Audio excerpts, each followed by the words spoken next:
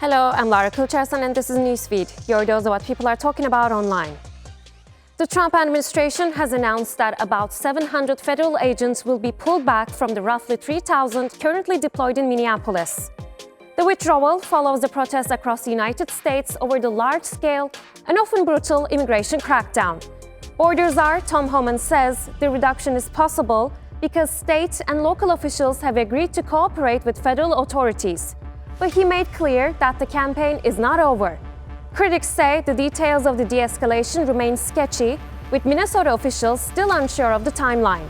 Many want a full withdrawal of federal agents after the fatal shootings of two U.S. citizens, Alex Pretty and Renee Good. It should have not happened. It was a very sad, to me, it was a very sad incident, two incidents. And, they mention the one now, they don't mention the other. Well, I think they were both sad. And who feels worse about it than anybody? The people of ICE. They're strong, tough people, and they have to be tough because we're dealing with hardened criminals. Right. We're dealing with people. I learned that maybe we can use a little bit of a softer touch, but you still have to be tough. These are criminals. We're dealing with really hard criminals. Back in 2016, Donald Trump promised to secure the U.S. border with a wall. In his second term, that wall isn't concrete. It's digital, and it doesn't stop at the border. Now, newly released documents from the Department of Homeland Security reveal that ICE has been using an AI-powered system built by Palantir Technologies. Since last spring, the tool has been summarizing tips, flag urgent cases, and translate submissions made in languages other than English. According to the documents, the goal is speed, helping agents identify and act on tips more quickly. Palantir has been a major ICE contractor since 2011, providing powerful data analysis tools. But until now, little was known publicly about its role. ICE is also deploying a Palantir platform known as Elite. It's an AI-driven tool that pulls addresses from government databases, then maps them as potential deportation targets.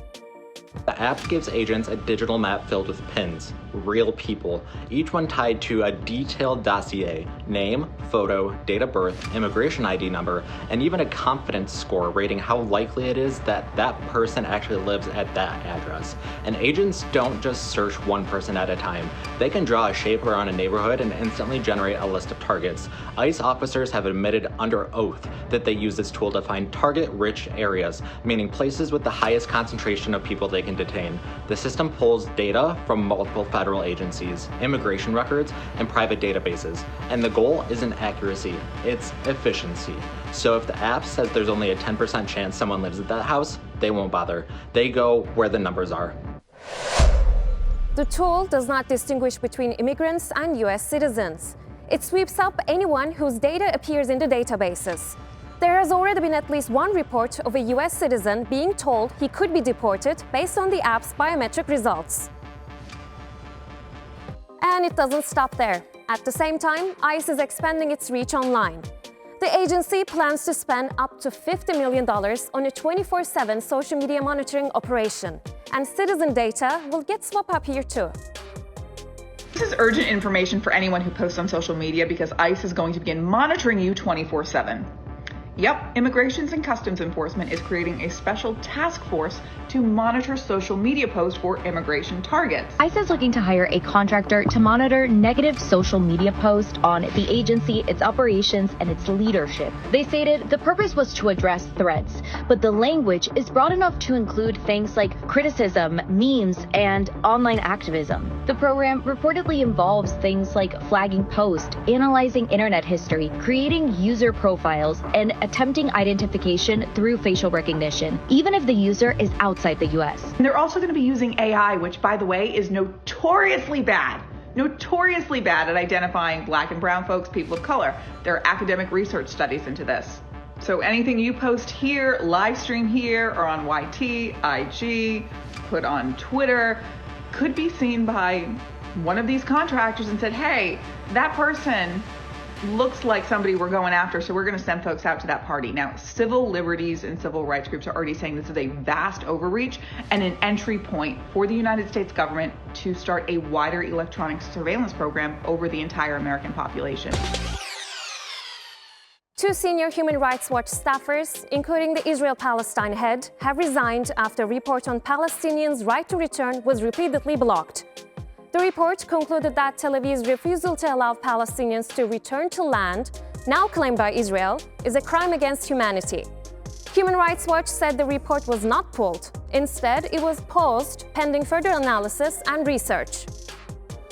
Human Rights Watch says it follows the law, until the law points to Israel. So I was honestly surprised to read this today. Omar Shakir, who led Human Rights Watch's Israel-Palestine team for nearly a decade, and Milena Ansari, the team's assistant researcher, quit Human Rights Watch after leadership blocked a report that was already reviewed, vetted, and ready to publish, and that concluded Israel's long-standing denial of Palestinian refugees' right of return is a crime against humanity. Human Rights Watch leadership, including the new executive director, Philippe Balopian, claims the pause was about legal complexity, but the researchers say the paper trail tells a different story. Internal emails and meetings focused on fears that the report would be seen as threatening Israel's Jewish demographic majority. One senior official warned it could be read as ending Israel as a Jewish state. And that's the real issue here. The right of return is treated as a third rail because it forces a hard truth that Israel's founding involved the ethnic cleansing and mass displacement of indigenous Palestinians, and maintaining an ethno-nationalist state requires permanently excluding the people who were expelled. The researchers argue that naming this reality is not radical, but pretending demographics override international law is. But why would Human Rights Watch want to block a report, and what's the significance of the right to return? So, to understand why this report was blocked, you need to understand one phrase: right of return. When Palestinians talk about the right of return, this is what they mean. In 1948, over 700,000 Palestinians were forced out of their homes. Their villages were destroyed. Their land was taken. International law says if civilians are forcibly displaced, they have the right to go back. Israel has denied that right for decades, not on a temporary basis, but permanently, while allowing any Jewish person in the world to immigrate. What the Human Rights Watch blocked report argued, when forced displacement is combined with a permanent ban to return based on identity, that can meet the legal definition of a crime against humanity. And this is not activist language, this is international law. And here's why this matters so much. Calling something a crime against humanity isn't symbolic. It triggers legal obligations. It opens the door to accountability, not just morally, but legally. That's why this issue makes institutions nervous. So when Human Rights Watch stopped the report, Omar Shakir and his colleagues were saying we disagree. They were saying that human rights laws can't be selectively applied based on political pressure. And when human rights organizations start drawing those lines, it tells you how powerful this topic really is. And that's why the story matters. Now, this may sound like a scene from a survival movie, but it actually happened. A mother and her 3 children in Western Australia survived a terrifying ordeal after strong winds swept them out to sea. With no way to call for help and time running out, the mother made a desperate decision. She told her 13-year-old son to swim nearly 4 kilometers to shore and get help. Austin Appleby, his younger sister, brother and his mum were paddleboarding when they got swept out into the ocean in rough seas and currents. They were stuck on their paddleboards for 8 hours, and they had to make a decision that he would jump in the rough, shark-infested seas and go find help. To save them, he had to leave them. He swam for 4 hours to the nearest coastline, and then he ran 2 kilometers until he could find somebody to save his mum, sister, and brother. What a legend and what a hero. I was very puffed out, but I couldn't feel how tired I was. I don't know, I was more thinking of a lot of things that, was happening in my life. I think at one point I was thinking of Thomas the Tank Engine, you know, trying to get the happiest things in my head, not the bad things that would distract me and bring me out further. And at this time, you know, the waves are massive and I had no life jacket on. And then finally I just made it to shore and I hit the bottom of the beach and I just collapsed. And then after that I had to sprint 2 kilometers to go get to the phone.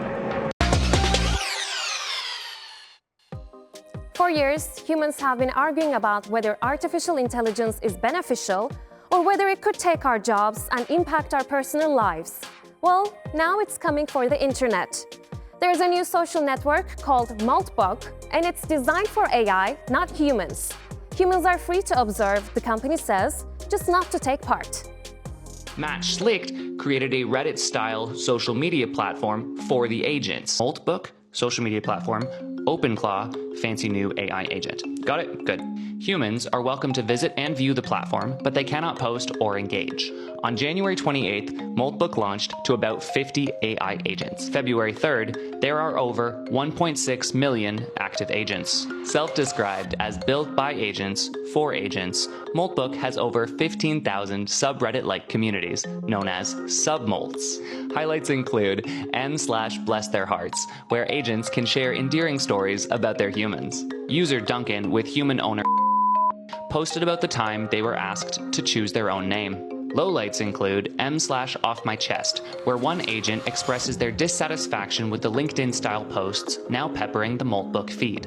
This confirms what we already know, that the only thing worse than AI is thought leadership. Speaking of Jesus, one agent created a religion, the Church of Molt, which can be found at m/Crustafarianism. Humans have already jumped on their own social media platforms to express their excitement at the release of Moltbook. Human users can be seen leaving comments like, "Perfect, hate this," and "Please order my coffin." With the launch of Moltbook, we are all left wondering the same thing. Why does AI get AI-only social media, but humans don't get human-only social media? What's with the lobster? Is it safe to let my AI agent go on Moltbook? And that's our show. Find our latest stuff on YouTube and do subscribe to our channel. See you soon.